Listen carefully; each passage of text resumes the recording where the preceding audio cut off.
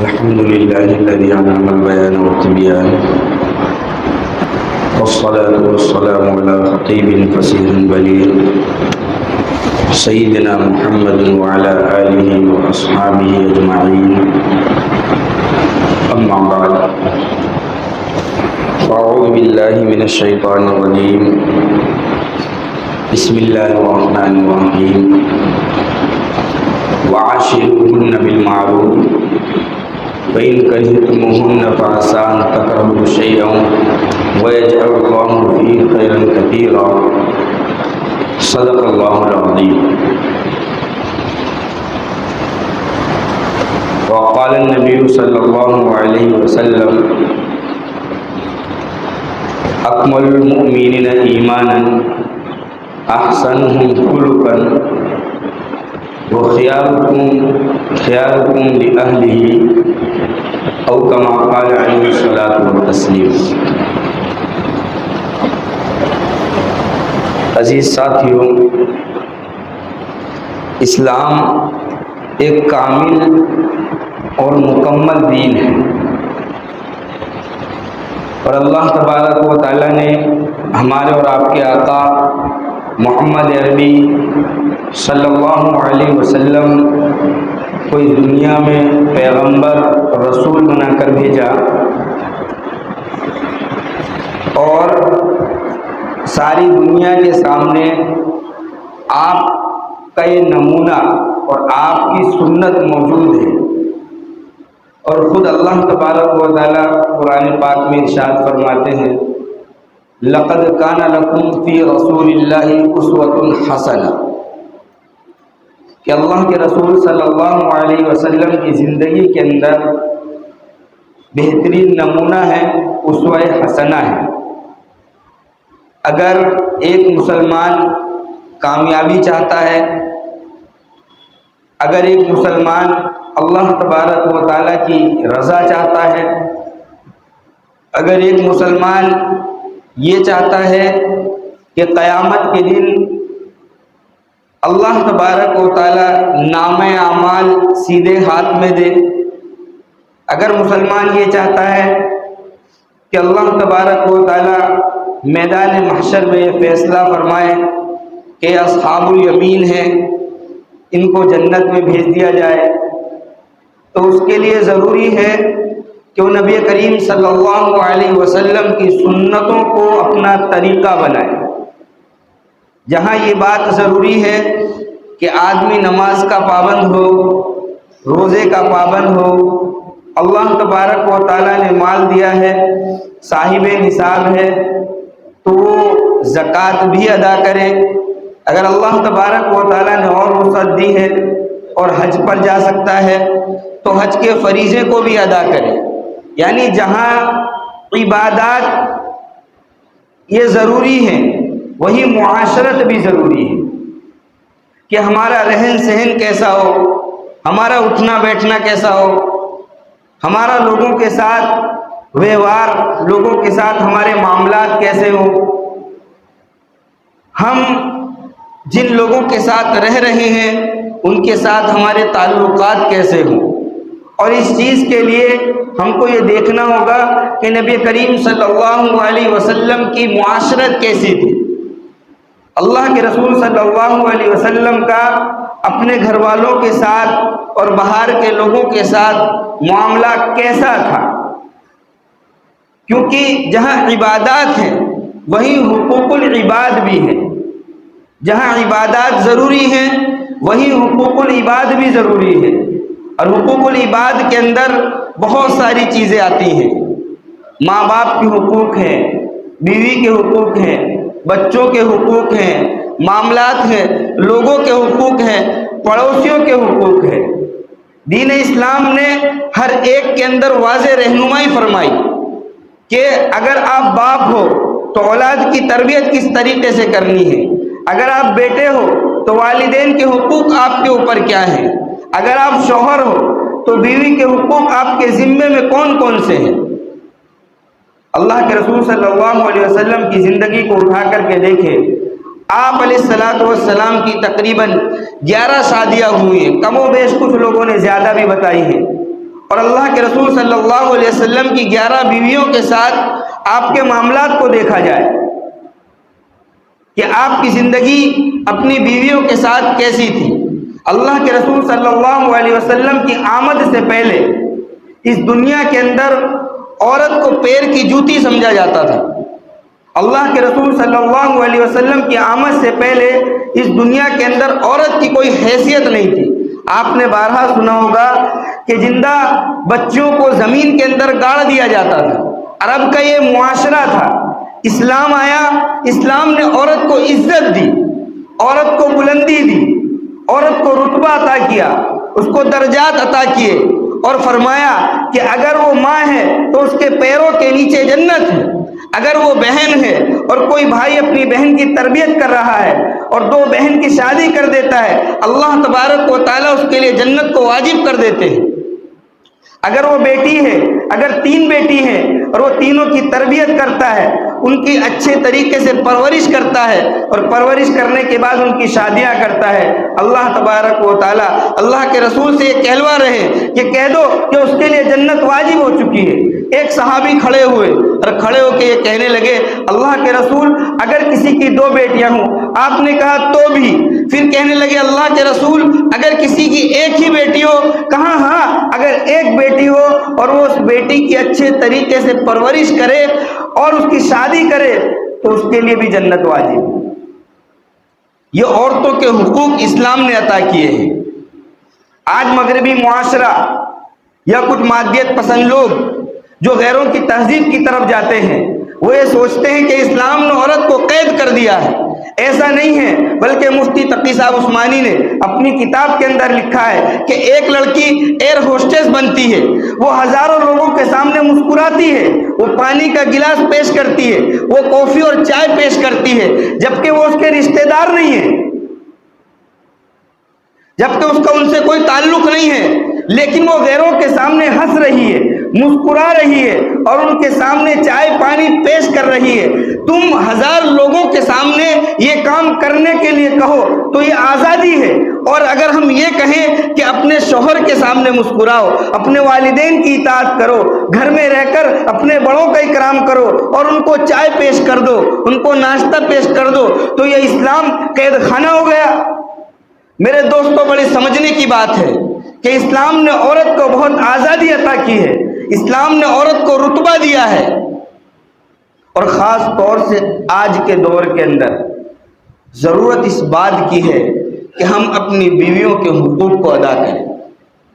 جہاں اس بات کی ضرورت ہے کہ والدین کی اطاعت کی جائے، جہاں اس بات کی ضرورت ہے کہ بہنوں کا خیال رکھا جائے، جہاں اس بات کی ضرورت ہے کہ اپنی بچوں کی پرورش کی جائے، وہیں اس بات کی بھی ضرورت ہے، خاص طور سے یہ سمجھنے کی انتہائی ضرورت ہے کہ ہماری بیویوں کے ہمارے اوپر کیا حقوق ہیں، کیونکہ یہ جو معاشرہ ہے، معاشرہ ازدواجی زندگی سے پنپتا ہے۔ اگر گھر کے اندر خوشگوار ماحول ہوگا تو بچوں کی اچھی تربیت ہوگی۔ اگر بچوں کے اندر اچھی تربیت لانی ہے تو اپنے گھر کے ماحول کو درست کرنا ہوگا، اور گھر کے ماحول کو درست کرنے کے لیے میاں بیوی کا تعلق انتہائی استوار اور خوشگوار ہونا چاہیے۔ آج بار بار یہ سنا جاتا ہے، سننے میں آتا ہے میاں بیوی لڑ رہے ہیں، طلاق کی نوبتیں آ رہی ہیں، بلکہ یہ قیامت کی نشانی ہے کہ قرب قیامت طلاقیں کثرت سے ہوں گی۔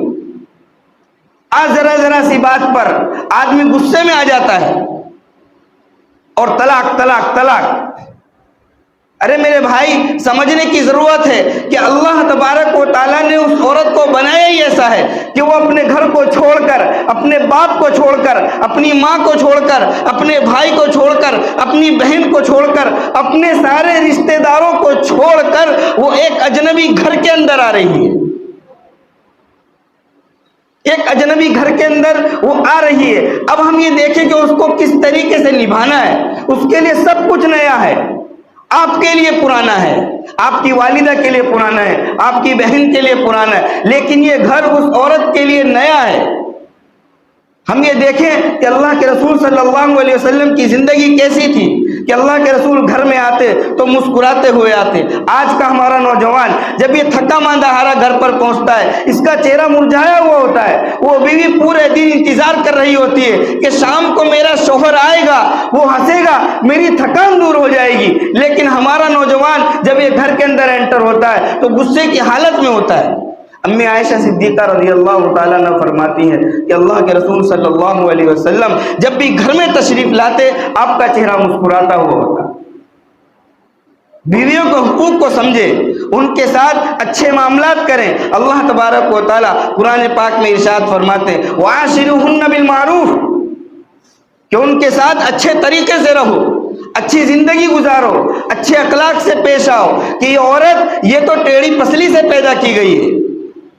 اللہ تبارک و تعالیٰ نے آدم علیہ السلام کو پیدا کیا، اس کے بعد اللہ تبارک و تعالیٰ نے آدم علیہ السلام کی پسلی سے، بائیں پسلی سے امی حوا کو پیدا فرمایا۔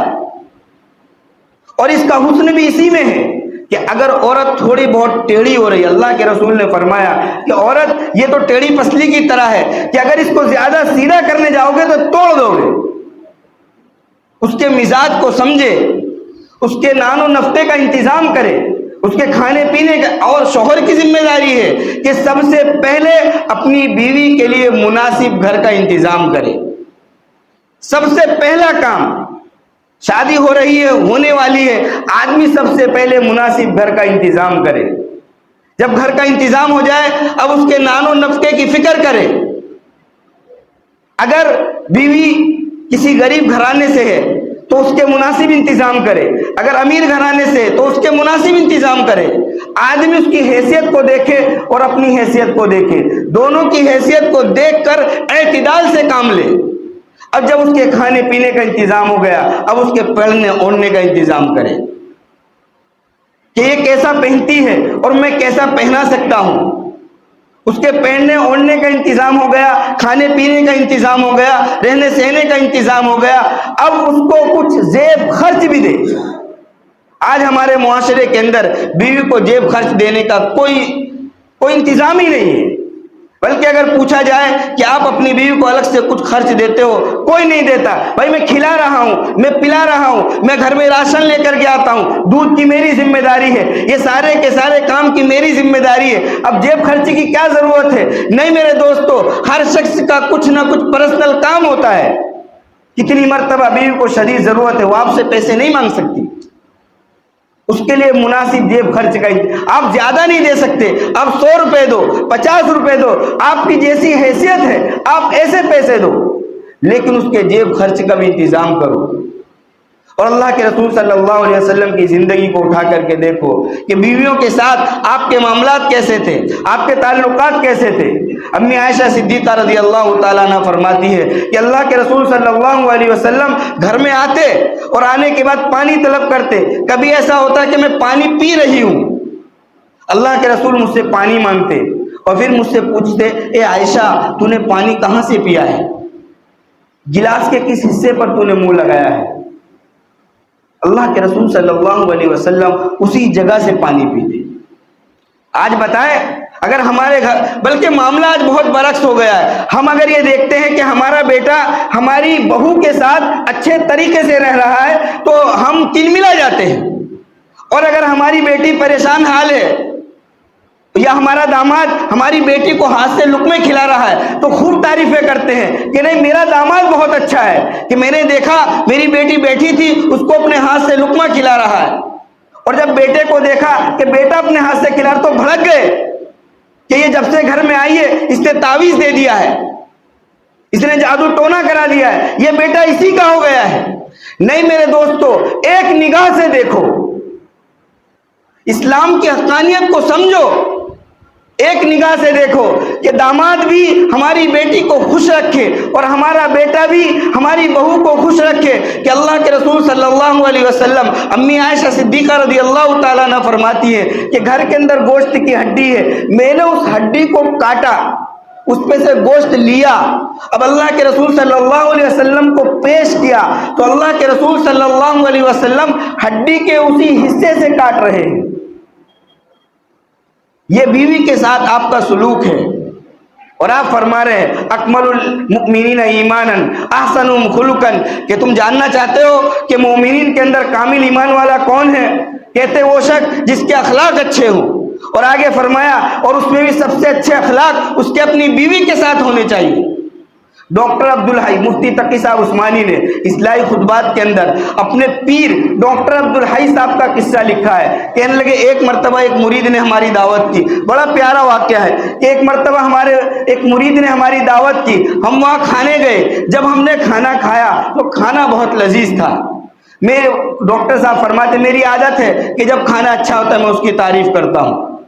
تو پردے کے پیچھے سے خاتون آئی، اس نے دعا سلام کیا، تو میں نے کہا بی بی کھانا بہت عمدہ تھا۔ میرا اتنا کہنا تھا کہ وہ بی بی رونے لگی، تو مجھے بڑا تعجب ہوا کہ یہ عورت، میں اس کے کھانے کی تعریف کر رہا ہوں، میں کہہ رہا ہوں کھانا بہت عمدہ ہے، اور یہ رو رہی ہے۔ پھر میں نے وجہ پوچھی کہ بیٹی وجہ تو بتاؤ کہ کیوں رو رہی ہو؟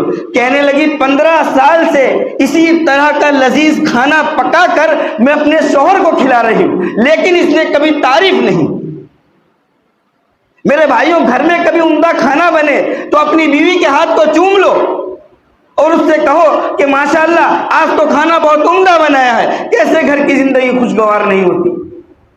آج ہمارے گھروں کے اندر جو نفرتیں پیدا ہو رہی ہیں کہ آدمی گھر میں جاتا ہے دل نہیں لگتا ہے، دوستوں کی محفل میں بیٹھا ہے دل لگ رہا ہے۔ وجہ پتہ کیا ہے؟ کہ ہم ظاہراً اخلاق دکھا رہے ہیں لیکن حقیقی اخلاق ہماری زندگیوں کے اندر نہیں ہے۔ ہم دکھا تو رہے ہیں کہ اچھے ہیں لیکن دل کے اندر اور دماغ میں کچھ اور چل رہا ہے۔ ہم اسلام کی تعلیمات کو سمجھیں اور اس کو اپنے عمل کے اندر لے کر کے آئے، بلکہ اللہ کے رسول صلی اللہ علیہ وسلم نے ارشاد فرمایا کہ من انفق علی اہلہ، کہ آدمی دوستوں میں خرچ کر رہا ہے، کوئی غریب آیا اس کے اوپر خرچ کر دیا، اور اسی طریقے سے کوئی مانگنے والا ہے اس کو بھی دے دیا۔ اللہ کے رسول صلی اللہ علیہ وسلم یہ ارشاد فرما رہے من انفق علی اہلہ، اگر کوئی شخص اپنے اہل و عیال کے اوپر خرچ کرتا ہے کانت لہ صدقۃ، اپنے اہل و عیال کے اوپر خرچ کرنا یہ بھی اس کے لیے صدقہ ہے۔ صدقے کا ثواب اس کے اوپر اس پہ رکھا ہے کہ اپنے اہل و عیال کے اوپر بھی خرچ کرو، اس میں تنگ دستی نہ دکھاؤ، اس کے اندر تنگ دلی نہ۔ اللہ تبارک و تعالیٰ نے وسعت دی ہے، آپ خوب خرچ کرو، اچھے سے اچھا کھلاؤ، اچھے سے اچھا پہناؤ، کوئی شریعت میں منع نہیں ہے۔ شریعت کے اندر جو منع ہے وہ نمائش منع ہے، آپ دکھلاوا کر رہے ہیں تو شریعت منع کہتی ہے۔ آپ اچھا کھا رہے ہیں شریعت منع نہیں کرتی ہے، آپ اچھا پہن رہے ہیں شریعت منع نہیں کرتی ہے، آپ کی بیوی اچھے سے اچھا کھا رہی ہے شریعت منع نہیں کرتی ہے، آپ کی بیوی اچھے سے اچھا پہن رہی ہے شریعت منع نہیں کرتی ہے۔ ہاں اگر آپ نمائش کرتے ہیں، آپ دکھاوا کرتے ہیں کہ آپ اچھے کپڑے اس لیے پہن رہے ہیں تاکہ لوگ دیکھیں واقعی بڑا مالدار آدمی ہے، 1000 روپے میٹر کا کپڑا اس نے پہنا ہے، اب شریعت لگام لگاتی ہے کہ یہ اسراف ہے۔ آپ کی اہلیہ کو آپ نے 10,000 کا جوڑا دلایا، وہ پہن کر نمائش کر رہی ہے، مجلسوں کے اندر بیٹھی ہے، تو شریعت منع کرتی ہے کہ اب تو نے حد سے تجاوز کر دیا۔ لیکن اگر کوئی نمائش نہیں ہے، صرف آپ اپنی بیوی کے اوپر یہ سوچ کر خرچ کر رہے ہیں کہ اس کے اوپر خرچ کرنا یہ اس کا حق ہے اور اطاعت ہے۔ اللہ کے رسول صلی اللہ علیہ وسلم حجۃ الوداع کے موقع پر یہ ارشاد حجۃ الوداع کے موقع پر یہ آخری خطبہ ہے آپ کا کہ آپ وہاں پر چن چن کر باتیں ارشاد فرما رہے ہیں تاکہ آنے والے لوگوں کو پتہ چل جائے کہ حجۃ الوداع کے موقع پر جو باتیں ہیں وہ بہت اہمیت کی حامل ہے۔ اس میں آپ ارشاد فرما رہے ہیں کہ عورتوں کے ساتھ بھلائی کا معاملہ کرنا، جو تو کھائے وہ اپنی بیوی کو کھلا، جو تو پہنے وہ اپنی بیوی کو پہنا، اور سن اگر غلطی کر دے تو اس کے چہرے پہ مت مار۔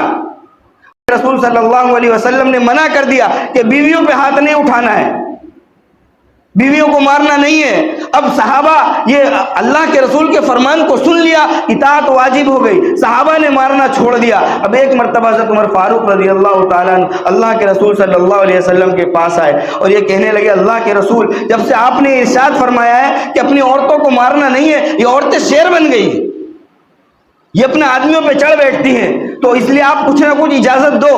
تو اللہ کے رسول صلی اللہ علیہ وسلم نے فرمایا ہاں اگر غلطی کر دے تو آپ ہلکی پھلکی مار سکتے ہو، اس طریقے سے نہ ہو کہ زخم ہو جائے، چہرے پہ نہیں مارنا ہے۔ اب کچھ عورتیں اللہ کے رسول صلی اللہ علیہ وسلم کے پاس آئی کہ آپ نے اجازت دی، اب یہ مارنے لگے ہیں. تو اللہ کے رسول صلی اللہ علیہ وسلم نے فرمایا کہ وہ آدمی اچھا نہیں ہے جو اپنی بیوی کے اوپر ہاتھ اٹھائے. آپ علیہ الصلوۃ والسلام کی 11 بیویاں تھیں. امی عائشہ صدیقہ رضی اللہ تعالیٰ عنہ فرماتی ہے آپ نے کبھی کسی بیوی کے اوپر ہاتھ نہیں اٹھایا، اور یہ آپ کی سنت ہے کہ آپ نے کبھی بیوی کے اوپر ہاتھ نہیں اٹھایا. بلکہ ایک مرتبہ امی عائشہ صدیقہ رضی اللہ تعالیٰ عنہ زور سے بول رہی تھی. اللہ کے رسول صلی اللہ علیہ وسلم سامنے تھے. حضرت ابو بکر صدیق رضی اللہ تعالیٰ عنہ گھر کے اندر آئے، دیکھا امی عائشہ زور سے بول رہی ہے، تیزی سے آگے بڑھے کہ اپنی ان کی تو بیٹی تھی کہ اپنی بیٹی کو تماچا رسید کر دے. اللہ کے رسول نے منع کر دیا کہ نہیں مارنا نہیں ہے. میرے دوستوں، ہم جتنا عورتوں کے ساتھ حسن سلوک کریں گے، جتنا ان کے ساتھ اچھا برتاؤ کریں گے، جتنا ان کے ساتھ اچھی معاشرت اختیار کریں گے، وہ ہمارے قریب ہوں گی. آج آدمی گھر کے اندر جاتا ہے اور وہ رعب و دبدبہ دکھاتا ہے. بلکہ ایک مرتبہ ایک آدمی جماعت کے اندر آیا اور کہنے لگا کہ جب یہ باتیں سنی کہ اللہ کے رسول صلی اللہ علیہ وسلم کی زندگی کیسی تھی، تو کہنے لگا میں نے کبھی اپنے بچوں کے ساتھ بیٹھ کر کھانا نہیں کھایا. ارے میرے بھائی، تیرا دل سخت ہو چکا ہے، تو اسلام کی تعلیمات سے واقف نہیں ہے. میں گھر میں جاتا ہوں تو بچے دبک جاتے ہیں، میں گھر میں جاتا ہوں تو بیوی کی نگاہ نیچے ہو جاتی ہے، وہ اس کو اپنا فخر سمجھ رہا ہے، حالانکہ یہ تو غلط بات ہے. ارے تم گھر میں جاؤ، بیوی دروازہ کھولے، وہ مسکرائے، تم مسکراؤ، تو گھر کیوں خوشگوار نہیں بنے گا؟ اپنے بچوں کو وقت دو، اپنی بیوی کو وقت دو، الگ سے ان کے لیے وقت نکالو. مفتی تقی صاحب عثمانی بہت بڑے عالم ہیں، بہت بڑے فقیہ ہیں، دنیا میں نہ جانے کتنے اسفار کیے، شاید پوری دنیا انہوں نے گھوم لی ہوگی، سینکڑوں ہزاروں کتابوں کے مصنف ہیں. وہ کہتے ہیں کہ ہفتے میں ایک دن میں نے صرف بیوی بچوں کے لیے خاص کر رکھا ہے، اس میں کسی اور کا کوئی حصہ نہیں، صرف میرے گھر والوں کا حصہ ہے. بہت مصروف شخصیت ہے. لیکن میرے دوستو، آج ہمارا حال یہ ہے کہ ہم دوستوں کو ٹائم دے رہے ہیں، ہم کام کے اوپر ٹائم دے رہے ہیں، لیکن ہمارے پاس وقت نہیں ہے تو اپنی بیوی کو دینے کے لیے، ہمارے پاس وقت نہیں ہے تو اپنے بچوں کو دینے کے لیے.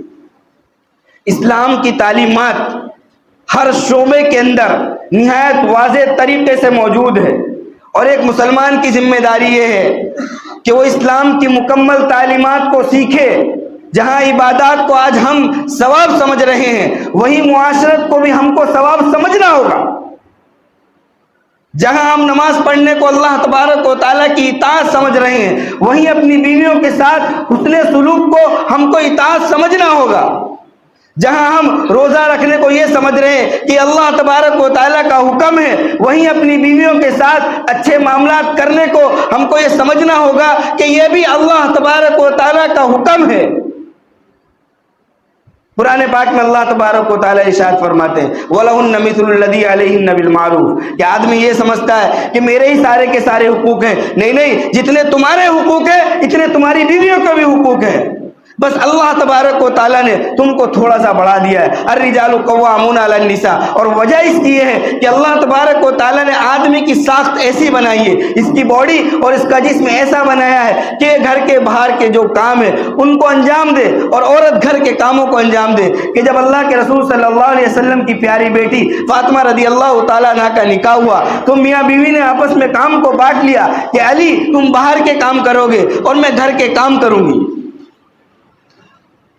بانٹ لیا کام کو، کیونکہ عورت کے جسم کی بناوٹ اور عورت کی جو طاقت و قوت ہے وہ اس اعتبار سے ہے کہ وہ گھر کے کاموں کو انجام دے، اور آدمی کی ذمہ داری یہ ہے کہ وہ باہر کے کاموں کو انجام دے. وہ باہر جائے، وہ سودا صرف لا کے دے، وہ پیسے کما کر کے لائے، وہ بیوی کے اوپر خرچ کرے. آج میرے دوستو، معاشرت سے ہم بہت دور ہو چکے ہیں. یوں تو دیکھا جائے تو نمازی بھی کم ہے، روزے دار بھی کم ہے، زکوٰۃ دینے والے بھی کم ہیں، لیکن معاشرت یہ تو نہ کے برابر ہو چکی ہے. بلکہ ڈاکٹر عبدالحی صاحب کے پاس ایک آدمی آیا اور یہ کہنے وقت بھی ہو گیا کہ مجھے احسان کی صفت حاصل ہو چکی ہے. احسان کی صفت کا بڑا سمجھنے کی بات ہے. احسان کی صفت کا مطلب یہ ہے کہ آدمی نماز اس طریقے سے پڑھے کہ اللہ تبارک و تعالیٰ اسے دیکھ رہے، یا اس طریقے سے کہ وہ اللہ تبارک و تعالیٰ کو دیکھ رہا ہے. یعنی کسی آدمی کو یہ صفت حاصل ہو جائے کہ جب وہ نماز کے اندر کھڑا ہو تو اس کے دل کے اندر یہ ہو کہ میں اللہ تبارک و تعالیٰ کو دیکھ رہا ہوں. یہ صفت کہ مجھے اللہ تبارک و تعالیٰ دیکھ رہا ہے، جس کو یہ صفت حاصل ہو جاتی ہے اس کی نماز کے اندر اخلاص اور ساری کی ساری تواضع، عاجزی، انکساری، یہ ساری کی ساری چیزیں اس کے اندر آ جاتی ہیں۔ اب ڈاکٹر صاحب سے آ کے کہنے لگا کہ حضرت مجھے صفت احسان حاصل ہو گئی ہے۔ تو حضرت نے پوچھا کہ صفت احسان صرف نماز میں حاصل ہوئی ہے یا گھر میں بیوی کے پاس ہوتے ہو تب بھی حاصل ہوئی؟ تو وہ بڑے تعجب کرنے لگے کہ بیوی کے پاس ہونے کا مطلب میں سمجھا نہیں، کہ صفت احسان کا مطلب یہ ہے کہ تم نماز پڑھ رہے ہو کہ اللہ تبارک و تعالیٰ تمہیں دیکھ رہا ہے، یا تم اللہ تبارک و تعالیٰ کو دیکھ رہے ہو۔ یہ صفت صرف نماز کے ساتھ خاص نہیں ہے، جب تم گھر کے اندر ہوتے ہو اور جس وقت تم اپنی بیوی کے ساتھ ہوتے ہو، کیا اس وقت بھی تمہاری یہی حالت ہے کہ میں اس کے حقوق کو ادا کر رہا ہوں یا نہیں کر رہا ہوں، اور اللہ تبارک و تعالیٰ مجھے دیکھ رہا ہے، میں اس کو وقت دے رہا ہوں یا نہیں دے رہا ہوں، اللہ تبارک و تعالیٰ مجھے دیکھ رہا ہے، میں اس کے اوپر اس کی حیثیت اور اپنی حیثیت کے مطابق خرچ کر رہا ہوں یا نہیں کر رہا ہوں، اللہ تبارک و تعالیٰ مجھے دیکھ رہا ہے۔